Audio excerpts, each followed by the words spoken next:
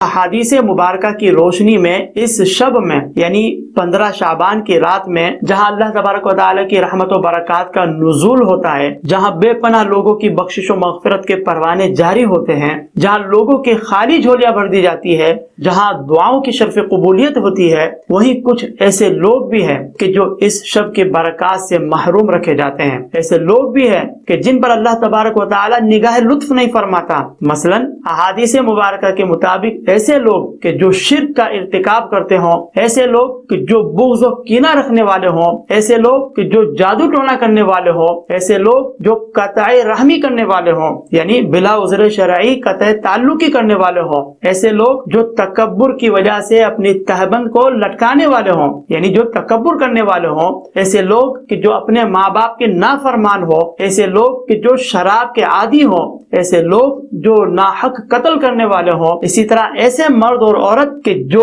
زنا کرنے والے ہوں، ایسے لوگ کہ جو ڈاکہ زنی کرنے والے ہوں، ایسے لوگ کہ جو تصویریں بنانے والے ہوں یعنی جو بلا عذر شرعی جاندار کی تصویریں بنانے والے ہوں، ایسے لوگ کہ جو چغل خوری کرنے والے ہوں یعنی ایسے لوگ کہ جو مسلمانوں میں فساد ڈالنے کی غرض سے ایک کی بات دوسرے کو پہنچاتے ہو، تو اس قسم کے تمام افراد پر اللہ تبارک و تعالی رحمت کی نظر نہیں فرماتا، نگاہ لطف نہیں فرماتا۔ حالانکہ اس شب میں اللہ تبارک و تعالی کی رحمت جوبن پر ہوتی ہے، لیکن اس قسم کے تمام افراد اپنی شامت اعمال کے نتیجے میں اس رات کی برکات سے محروم رکھے جاتے ہیں۔ تو یقیناً بدبختی ہے ایسے لوگوں کے لیے کہ جو اس شب کو تو پائے لیکن اس شب کی برکات سے وہ محروم رہ جائے۔ ہاں، اگر ایسے افراد سچے دل سے توبہ کر لے اور اپنے اعمال قبیحہ سے باز آ جائے، شرک کرنے والا شرک سے باز آ جائے، دل میں بغض و کینہ رکھنے والا اپنے دل کو صاف کر لے، شرابی شراب پینے سے باز آ جائے،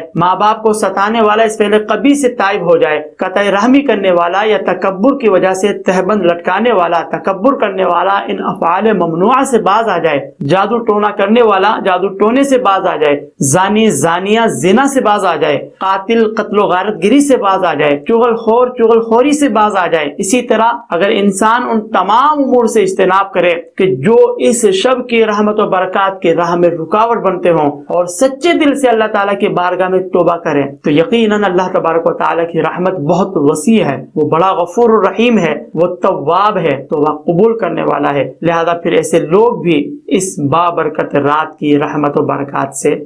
ضرور فیض یاب ہوں گے۔